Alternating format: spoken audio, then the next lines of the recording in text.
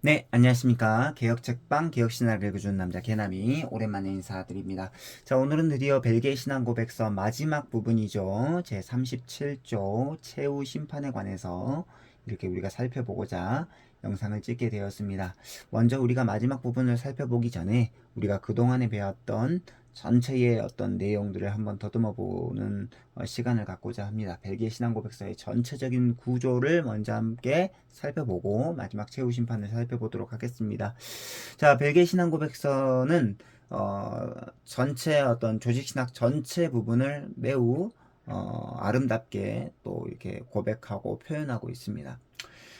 성경부터 마지막 최후 심판까지 예, 굉장히 아주 아름답게 고백하고 있는데, 자, 이 귀도드 브레가 개혁교회 신자들을 위해서 이 귀한 유산을 써 주셨는데요. 이 벨기에 신앙 고백서를 통해서 우리의 신앙을 한번 다시 한번 더 돌아보고 점검할 수 있는 귀한 시간이 되었으면 좋겠습니다. 자, 먼저 벨기에 신앙 고백서는 하나님에 관한 고백부터 시작하죠. 네, 삼위 하나님에 대한 고백부터 이렇게 고백을 합니다. 그리고 나서 2조부터 7조까지 성경, 하나님의 말씀인 성경에 관해서 고백을 하고, 또 다시 8조부터 11조까지 다시 하나님에 관해서 고백을 합니다. 그리고 12조부터 13조 하나님께서 하신 일에 대해서, 하나님과 창조, 특별히 창조에 관해서 이렇게 고백하고 있고, 그 다음에 14조부터 15조는 사람의 창조와 타락에 관해서, 그리고 16조부터 19조는 하나님의 선택과 또 성육신, 예수 그리스도께서 육신을 입은 그 성육신에 관해서 고백하고 있고요.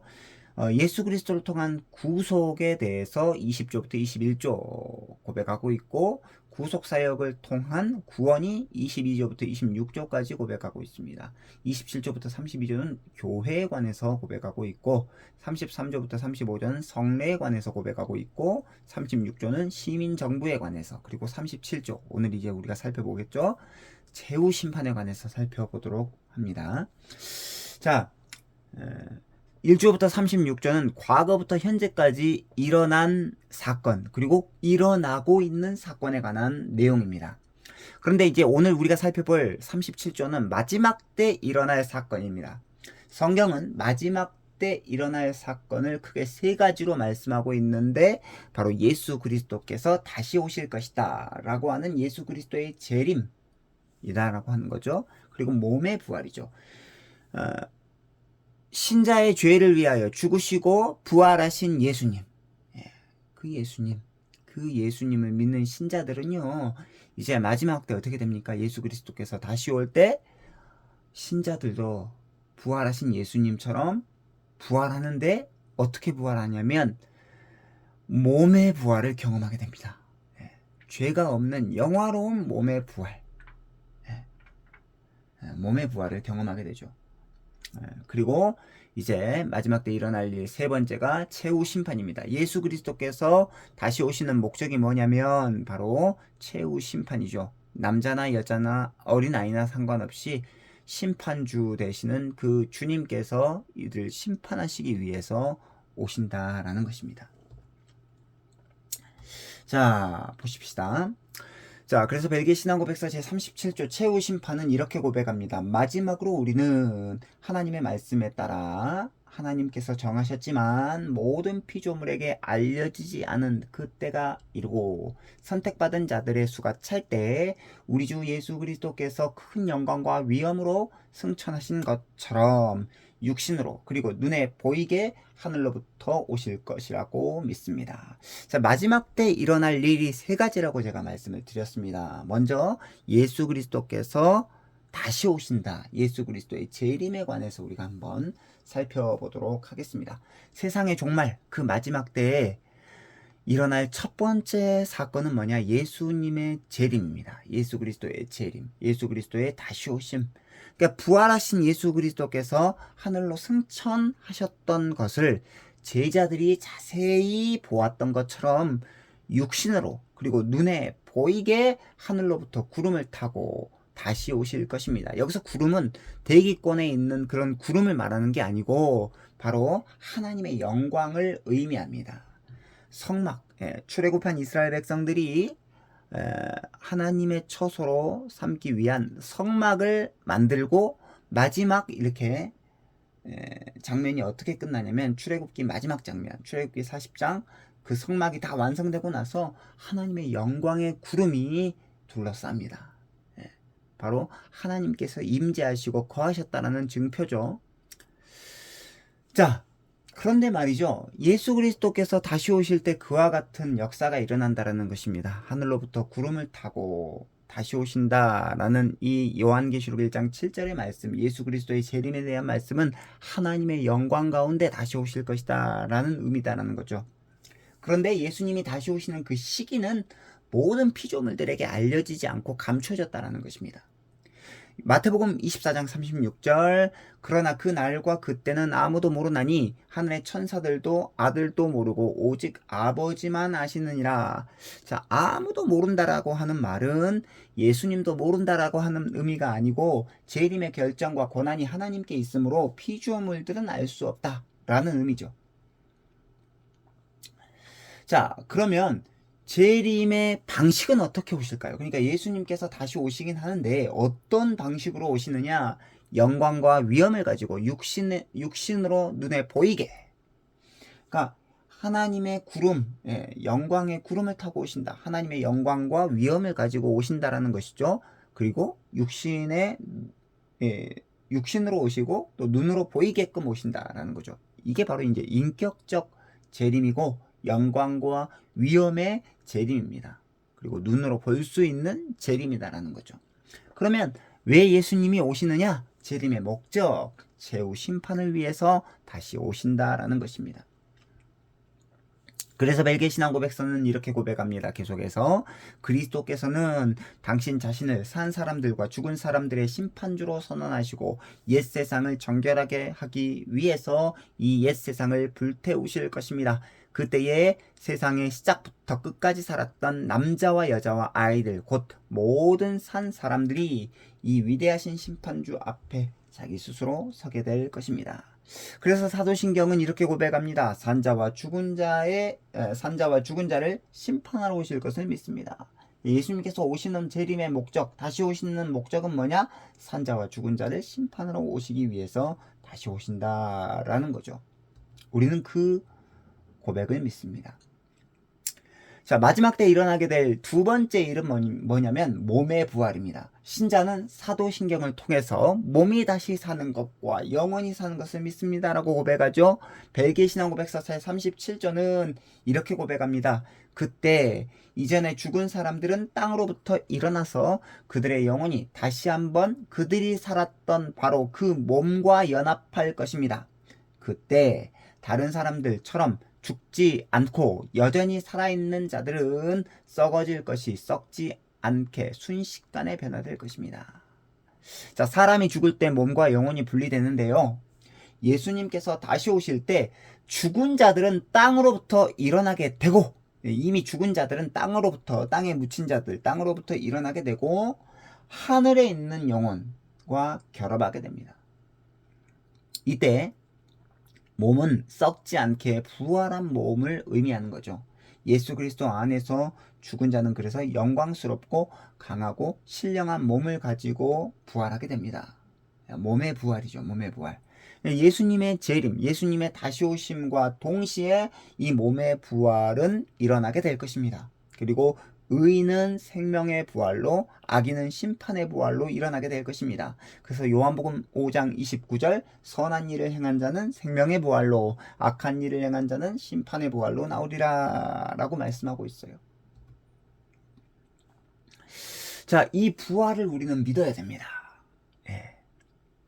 그리고 이제 마지막 때 일어날 세 번째 일은 뭡니까? 최후 심판이죠. 예수님의 재림과 의인과 악인의 몸의 부활은 마지막 있을 최후 심판 때문입니다.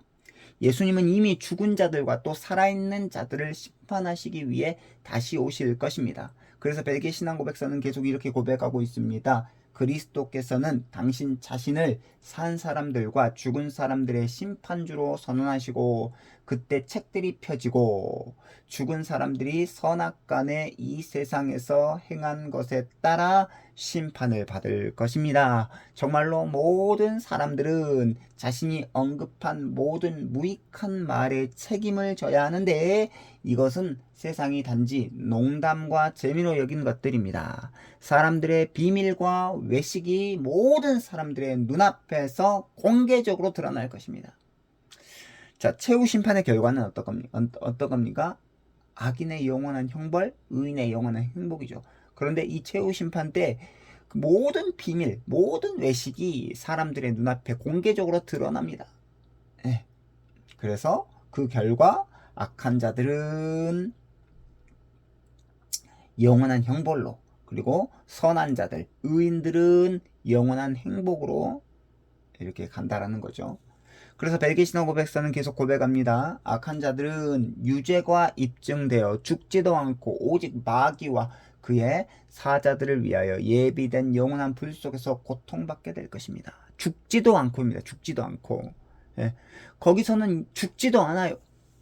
예. 한편 신실하고 택함 받은 자들은 곧 구원받은 자들이죠. 영광과 존귀와 면류관을 쓸 것입니다.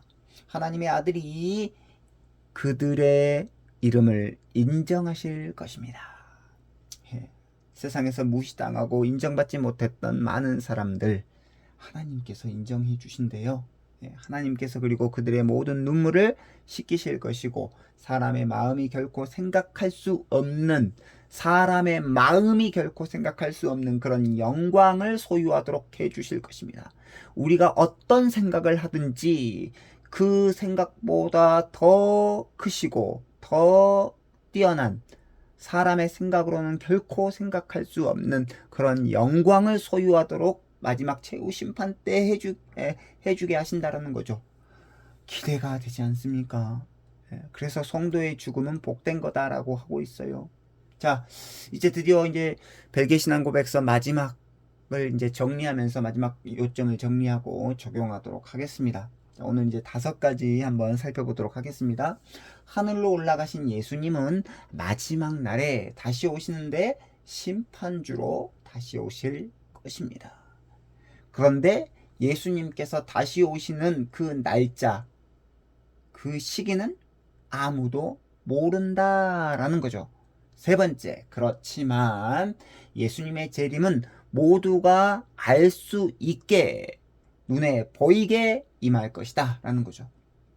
예. 그래서 예수님을 믿는 사람이든 안 믿는 사람이든 안 믿는 사람은 통곡하고 애곡할 것이고 예수님을 믿는 신실한 자들은 기쁨으로 맞아들이겠죠. 예.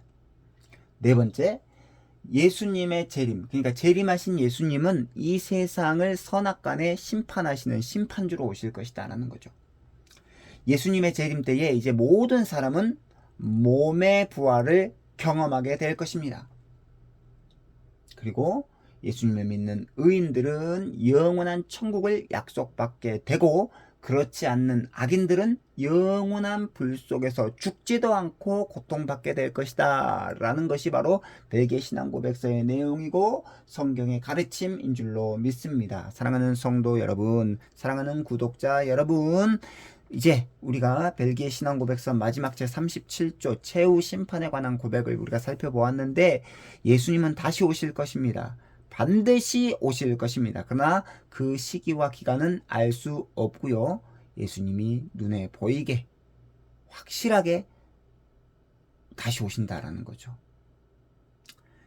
그래서 우리는 예수님의 다시 오심을 기다려야 됩니다. 왜냐하면 예수님께서 심판하시려고 다시 오실 것이지만 예수님을 믿는 의인들은 영원한 천국의 약속을 받게 될 것이고 그렇지 않는 악인들은 영원한 불 속에서 끊임없이 죽지도 않고 고통받게 될 것이다. 우리는 또 성도이지 않습니까? 우리는 신자이지 않습니까? 그래서 우리의 죽음, 성도의 죽음은 복된 것이고 예수님의 다시 오심도 우리는 늘 사모하고 기대하면서 이렇게 날마다 살아가고 있는 줄로 믿습니다. 드디어 이제 벨기에 신앙 고백서 37조까지 마무리했는데요. 드디어 이제 끝났습니다. 이제는 이후에는 이제 질문하는 성도 대답하는 신학자, 우리 박재은 교수님이 쓴 성도들을 위한 조직 신학, 질문하는 성도 대답하는 신학자를 우리가 이제 한 챕터 한 챕터씩 읽어가면서 강독하면서 조직 신학 전반에 대해서 우리가 함께 이렇게 배울 수 있는 시간을 마련해 보고자 합니다. 지금까지 벨기에 신앙고백서 1조부터 37조 긴 시간 동안 청취해 주셔서 감사합니다. 앞으로도 더욱더 하나님의 말씀에 창념하고 또 건강하고 바른 개혁파 신학을 신봉하면서 조직신학을 잘 가르칠 수 있는 또 이런 컨텐츠들이 올라오게 되기를 간절히 소망하는 마음으로 오늘 영상은 여기까지 찍도록 하겠습니다. 구독과 좋아요는 개나미에게 큰 힘이 됩니다. 감사합니다. 안녕히 계십시오.